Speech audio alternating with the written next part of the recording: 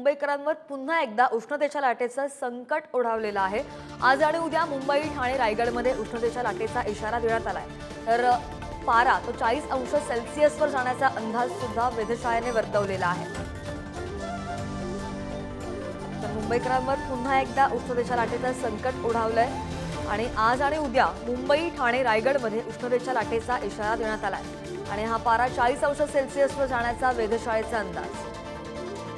अधिकची माहिती घेऊयात, आमचे प्रतिनिधी दीपक अहेर आपल्यासोबत आहेत। दीपक, आपण पाहतोय 40 अंशांच्या पार जाणार आहे पारा, कसा फटका बसू शकतो मुंबईकरांना? नक्कीच या महिन्यात दुसऱ्यांदा जे उष्णतेच्या लाटेचा इशारा आहे ते हवामान खात्याने दिलेला आहे।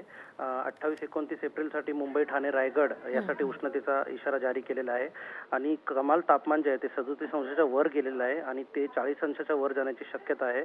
आपण बघू शकतो की हवामान खात्याने असं म्हटलं की आर्द्रतेचं प्रमाण वाढल्यामुळे मुंबईकरांना जास्त उष्णतेच्या झळा सोसाव्या लागत आहेत आणि त्याच्या बचावासाठी वारंवार पाणी पिणे, छत्रीचा उपयोग करणे आणि जास्त उन्हामध्ये बाहेर न पडण्याचा सल्लाही हवामान खात्याने या ठिकाणी दिलेला आहे। नक्कीच दीपक, धन्यवाद दिलेल्या माहितीसाठी।